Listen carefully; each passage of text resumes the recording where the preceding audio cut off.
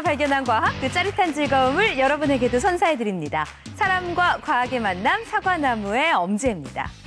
우리 흔히들 사람들 사이에 갈등이 생기거나 분쟁이 나면 마찰이 발생했다라는 말 쓰곤 하죠.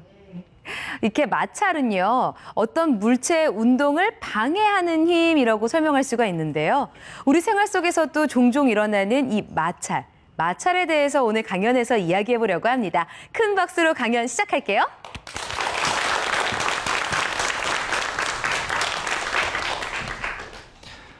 안녕하십니까. 저는 연세대학교 기계공학부에서 근무하고 있는 김대현입니다. 오늘 제가 말씀드릴 내용은 마찰에 관한 것입니다. 마찰이라는 것은 두 물체가 접촉을 한 상태에서 움직일 때 경계면에서 느껴지는 저항력을 뜻합니다.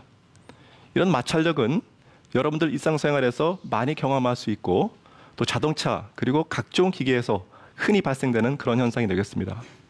마찰은 이러한 기계의 수명, 성능, 내구성 그리고 에너지 효율과 매우 관계가 깊은 그런 중요한 현상이 되겠습니다.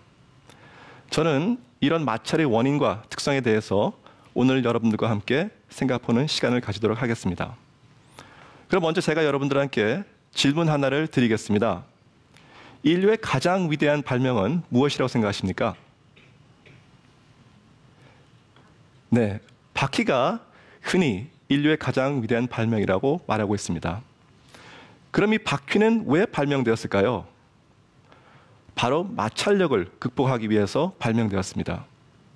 인간은 여러 경험을 통해서 무거운 물체를 운반할 때 구름 운동이 미끄럼 운동보다 마찰이 작다는 것을 알게 되고 그러한 지식을 바탕으로 바퀴라는 것을 발명하게 되었습니다. 그럼 이 바퀴라는 것의 발명이 어떠한 효과를 가져왔을까요? 인류의 역사를 바꿨다 해도 과언이 아닐 정도로 매우 위대한 발명이었습니다. 오늘날 우리는 이 바퀴와 같은 베어링을 많은 기계에 활용하고 기계의 마찰을 줄이고 있습니다. 만약 이런 베어링이 없다면 기계는 금방 고장날 것입니다. 이 그림은 이집트에서 큰 돌상을 끌고 있는 모습인데 약 4,000년 전의 모습을 그림으로 나타낸 것입니다. 여기 보시는 많은 노예들이 있는데 이 노예들은 힘들게 이 돌상을 끌고 있습니다. 이 돌상 아래는 그러나 바퀴는 보이지 않습니다. 하지만 이 많은 노예들을 도와주고 있는 사람이 한 명 있습니다. 바로 저기 빨간 원으로 그려져 있는 저 사람입니다. 역사학자들은 이 사람이 마찰을 줄이기 위해서 윤활유를 뿌리고 있는 것으로 판단하고 있습니다. 이와 같이 오늘날 우리가 마찰을 줄이기 위해서 사용하는 윤활유는 4,000년 전부터 사용되었던 근거가 있습니다. 윤활유가 만약 없다면 기계들이 작동을 하기가 어려울 것입니다. 우리는 윤활유에 의존을 많이 하고 있습니다. 그런데 이 윤활유가 문제가 없는 것은 아닙니다. 윤활유를 버릴 때 폐기하는데 비용이 들고 또 막 버려지면 환경 오염에 심각한 문제를 초래하게 됩니다.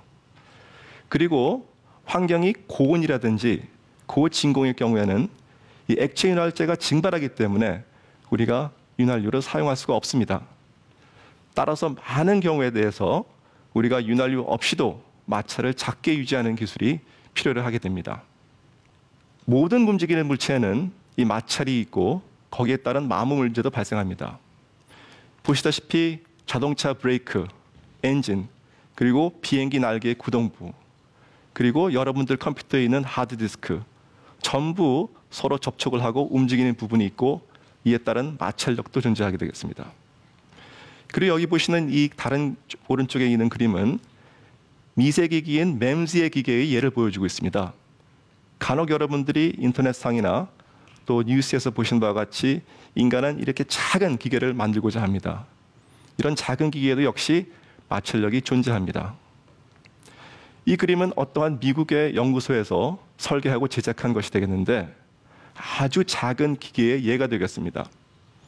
이 기계를 보시면은 일반 기계와 같이 기어, 베어링, 체인 등 모든 부품들이 포함되어 있지만 크기는 매우 작습니다. 여기 체인 보시더라도 머리카락 두께의 반 정도 되는 그런 크기이고, 그리고 여기 보시는 이 기어는 머리카락 두께의 2배 되는 매우 작은 부품들입니다. 이런 작은 부품에도 마찰이 심각한 문제로 대두되고 있습니다. 특히 부품의 크기가 작으면은 표면력이라는 게 작용해서 두 부품끼리 서로 달라붙을 수가 있습니다. 예를 들면 먼지가 벽에 붙는다든지 작은 가루가 표면에 붙어서 잘 떨어지지 않는다든지 이런 것은 소위 응착력이라는 것 때문에 그렇습니다. 응착력은 정전기와 비슷하게 원자 간에 생기는 인력을 뜻합니다. 따라서 이런 표면에도 다른 물질을 잡아당기고 붙는 그러한 성질이 있습니다. 그리고 이와 같은 작은 미세한 기계에서는 우리가 액체 윤활제를 사용할 수 없습니다. 그 이유는 만약 우리가 액체 윤활제를 쓰면은 윤활제의 점도 때문에 이 작은 기계의 구동이 어려워집니다. 따라서 이러한 기술이 실제로 실용화되기 위해서는 우리가 윤활유를 사용하지 않고도 기계의 수명을 보장할 수 있는 저마찰 기술이 개발이 되어야 됩니다. 자, 이러한 마찰 현상은 기계에서만 발생하는 게 아닙니다. 여러분들 몸속에도 이런 마찰이 유발되는 부위가 굉장히 많습니다. 무릎 같은 경우에도 오래 사용하게 되면은 연골이 마모되고 결국 여러분들은 인공관절 수술을 하게 됩니다.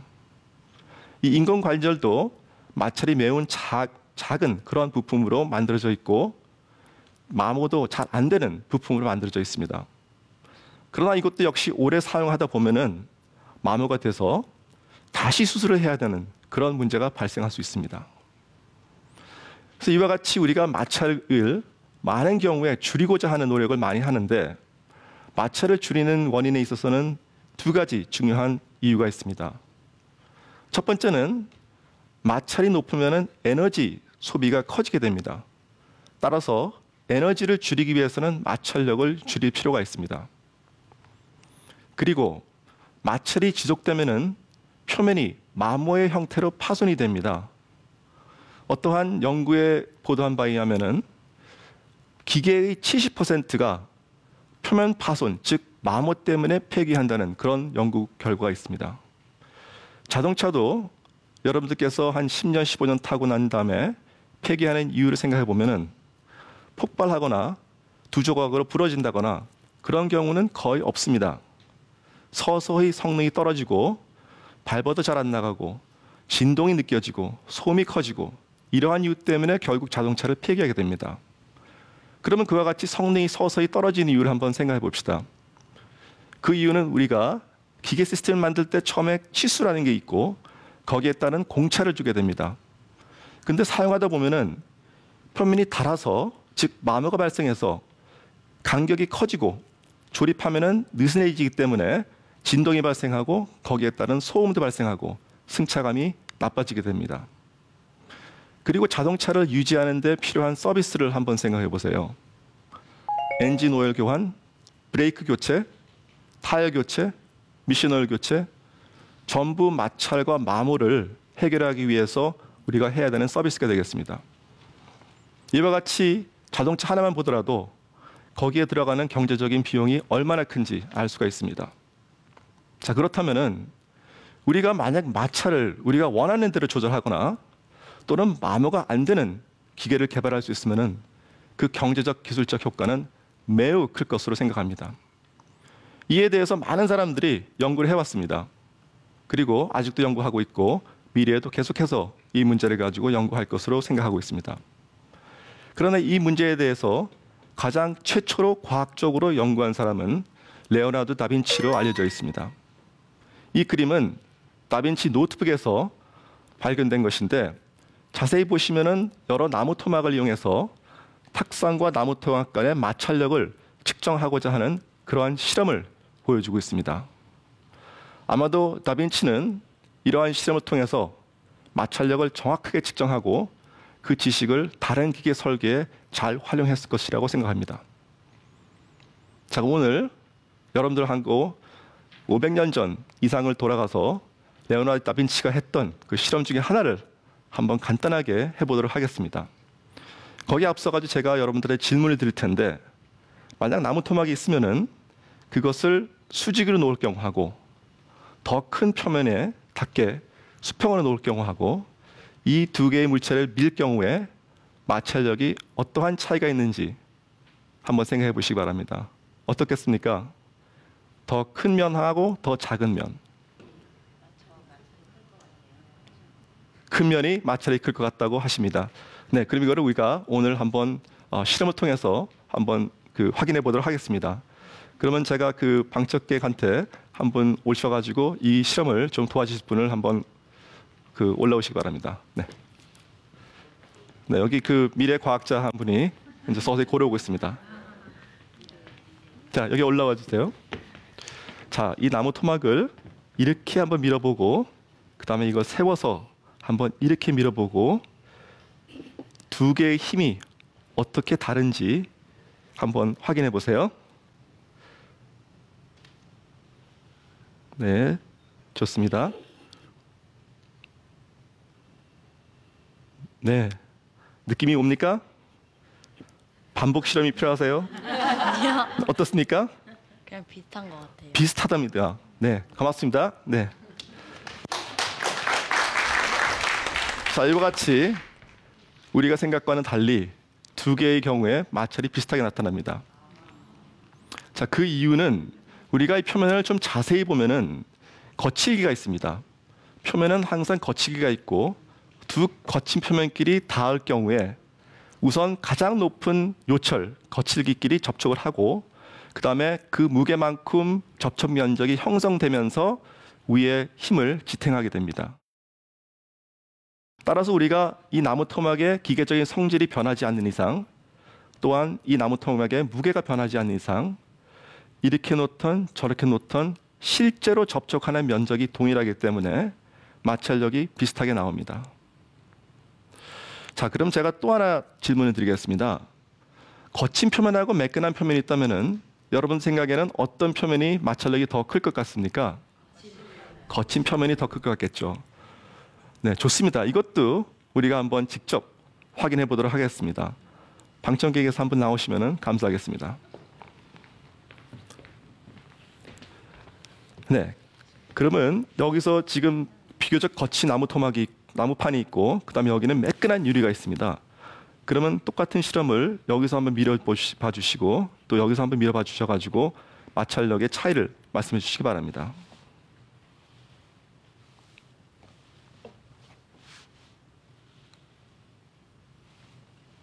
유리 쪽이 더 안 움직이는데요?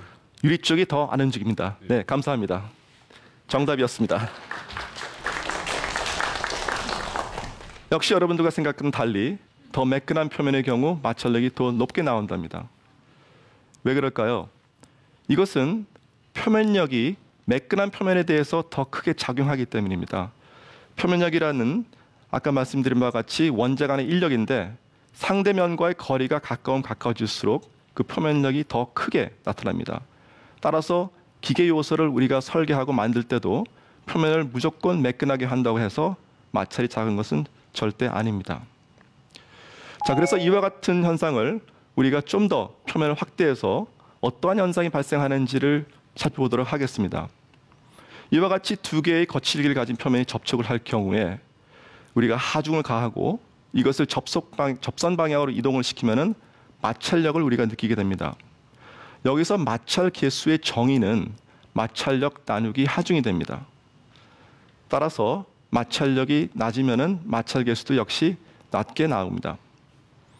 이 그림에서 우리는 마찰의 원인에 대해서 한번 생각해 보겠습니다. 우선 접촉되는 부위가 서로 간섭을 하기 때문에 이것을 접선 방향으로 움직이기 위해서는 한 면이 다른 면을 긁게 됩니다. 이 긁을 때 소요되는 힘이 마찰력으로 나타납니다. 또 하나는 조금 전에 우리가 살펴본 것 같이 두 물체가 접촉을 하면은 응착력이라는 게 발생합니다.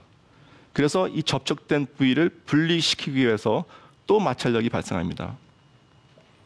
그래서 크게 마찰의 원인은 우리가 두 가지로 생각할 수가 있는데 첫 번째는 이와 같은 갈림 현상, 즉 연삭작용이고 두 번째는 응착 현상에 의해서 마찰력이 발생합니다.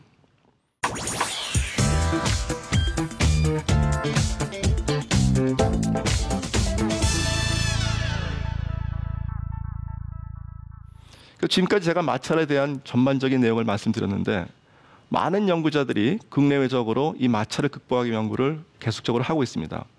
근데 마찰을 연구를 하는 데 있어서 가장 기본적인 뭐냐면은 저기 나와 있는 마찰 개수를 측정하는 것이 되겠습니다.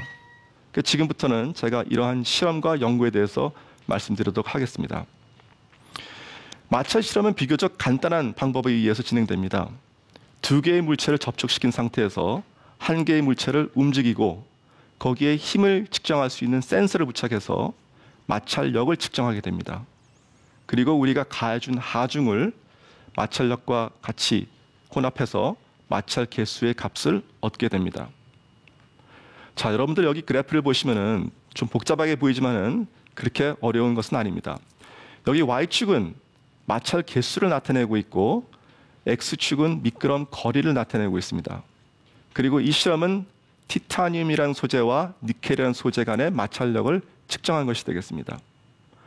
여기서 우리가 느낄 수 있는 것은 세 가지가 있습니다.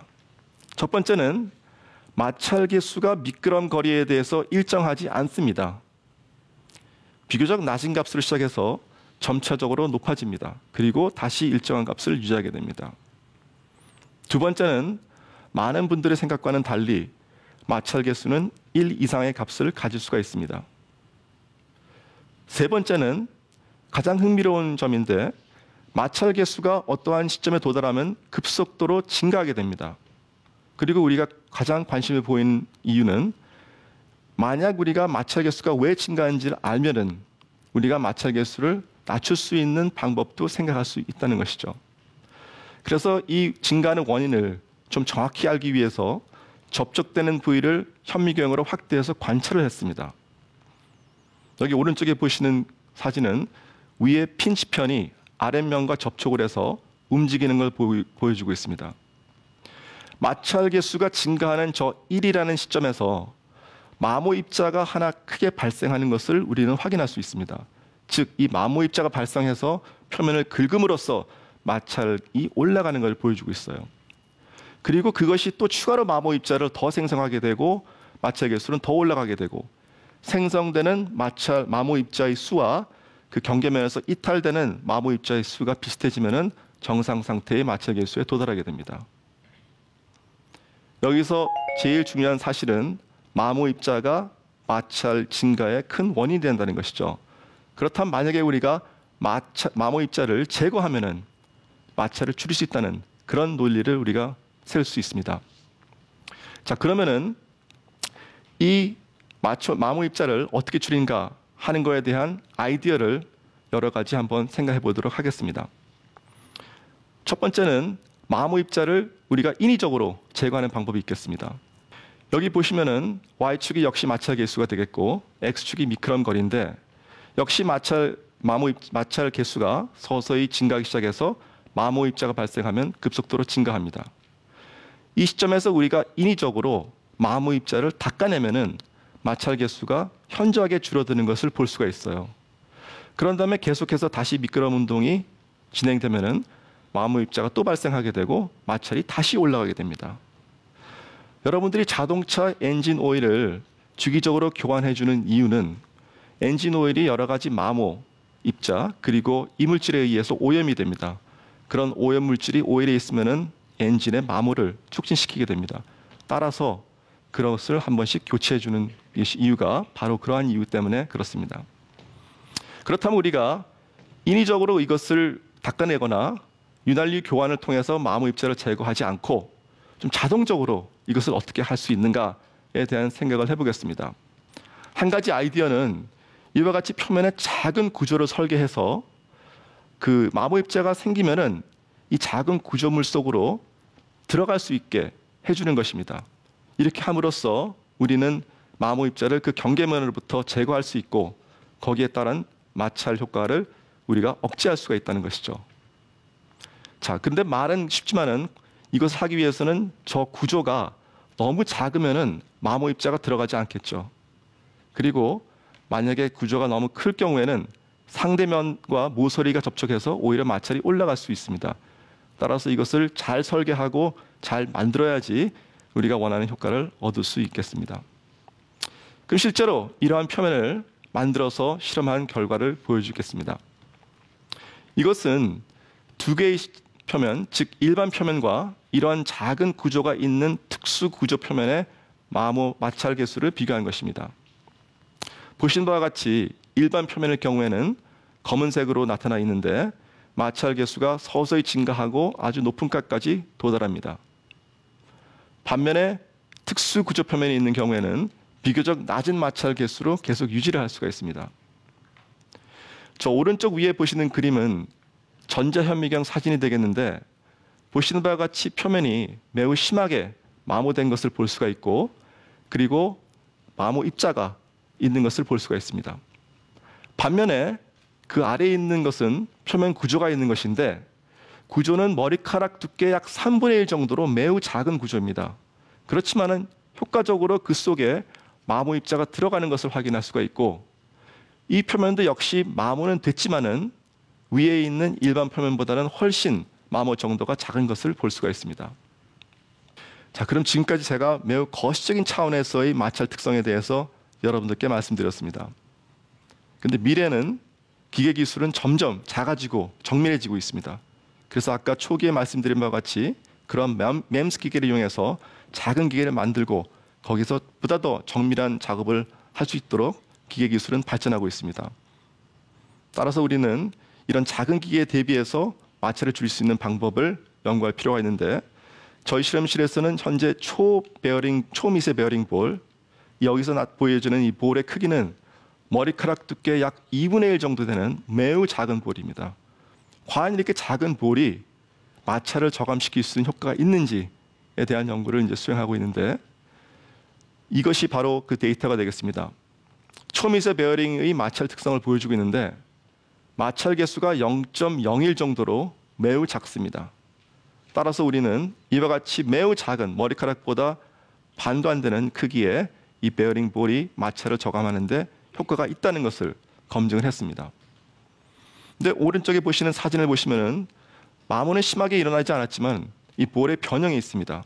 그래서 이러한 기술을 우리가 실용하기 위해서는 내구성을 확보할 필요가 있는데 다음 실험은 우리가 좀 더 가혹한 조건에서 실험을 한 결과가 되겠는데 좀 하중을 높여서 실험하니까 역시 볼에 심한 마모가 발생하고 마찰 개수도 0.3, 아까와 비교해서 한 30배 정도 크게 증가했습니다. 따라서 실제로 우리가 이런 기술을 실용화하기 위해서는 내구성 문제를 해결할 그런 과제가 아직 남아 있습니다. 그러한 과제는 저희는 나노윤활제라는 걸 활용해서 시도를 하고 있는 단계에 있습니다. 자, 그러면 이것보다 더 먼 훗날에는 어떠한 기계를 우리가 기대할 수 있을까요? 과학자들 또 미래학자들은 원자 차원의 크기의 기계를 상상하고 있습니다. 이 애니메이션은 어떤 과학자가 제안한 건데요. 원자 차원의 베어링을 보여주고 있습니다. 여기서 구 하나하나는 원자를 뜻하고 있고 그 가운데 돌아가고 있는 부분이 바로 베어링 역할을 하는 부분입니다. 실제로 우리가 먼 훗날에 이러한 기계를 과연 설계하고 제작할 수 있을까요? 거기에 앞서서 우리는 이러한 원자의 베어링 같은 경우에 마찰력이 어떻게 변하고 특성이 어떠한지에 대한 기초적인 연구를 수행해야 합니다. 이에 대해서도 저희는 현재 연구를 수행하고 있습니다. 저희가 하고 있는 것은 여기 시뮬레이션에서 보신 바와 같이 한 가닥에 카본 나노튜브, 탄소 나노튜브를 이용해서 베어링과 같이 사용하려는 그런 시도를 하고 있습니다. 여기서 보시는 바와 같이 저 연두색 부분이 바로 그 베어링인데 직경은 수 나노미터 정도입니다. 매우 작은 그런 베어링입니다. 이러한 것은 실제로 우리가 실험적으로 하기에는 현 단계에서는 어렵기 때문에 이와 같이 이론적인 연구를 통해서 연구를 수행하고 있습니다. 이것을 보시면은 저 베어링의 구동이 움직임이 균일하지 않고 매우 불규칙적인 것을 알 수가 있습니다. 이 이유는 원자가 받는 인력과 반발력이 계속적으로 변하기 때문에 이 물체의 거동도 움직임도 역시 불규칙하게 나타납니다. 그래서 이와 같은 연구를 통해서 만약 우리가 이런 것을 미래에 만들 수 있다면은 마찰력이 어느 정도 되고 그다음에 마찰 특성이 어떠한지에 대한 정보를 얻을 수 있는 그런 결과가 되겠습니다.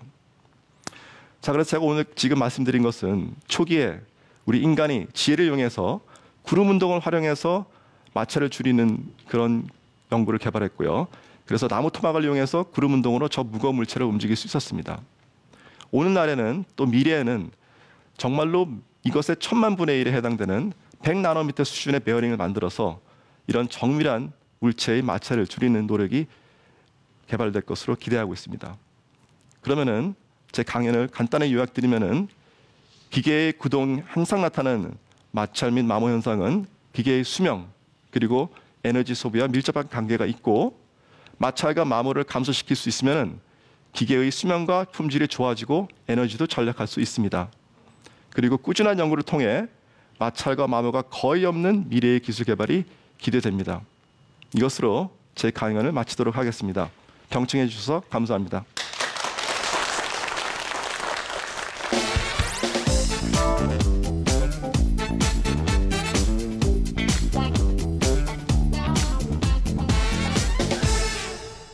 네, 김대은 교수님 강연 잘 들었습니다. 옆에서 문제 내실 때마다 저도 대답을 했는데 다 틀리더라고요.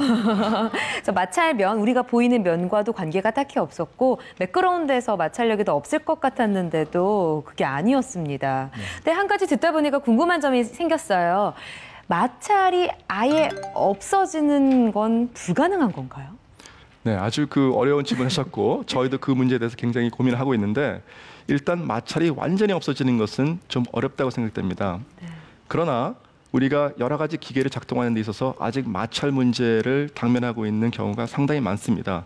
그래서 그런 경우에 대비해서 우리가 적절한 기술을 개발하면은 이러한 기계들의 마찰력을 줄일 수 있을 거로 기대하고 그만큼 에너지 소비를 우리가 막을 수 있다고 생각합니다. 그리고 더 나아가서 마찰이 줄어들면 마모도 역시 줄어들기 때문에 우리가 낭비, 자원 보존에 기여할 수 있을 것으로 생각하고 있습니다. 네.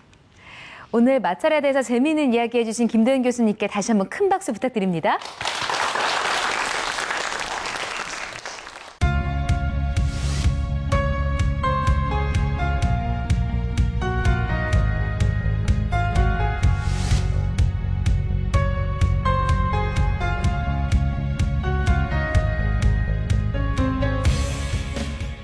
인류가 마찰력을 극복하기 위해서 바퀴라는 엄청난 발명품을 만들어냈잖아요. 앞으로도 이 마찰력을 더더욱 줄이기 위해서 또 어떤 발명품이 만들어질지 기대가 됩니다. 사람과 과학의 만난 서가나무, 다음 시간에도 더 재미있는 과학 이야기로 여러분 찾아오겠습니다. 고맙습니다.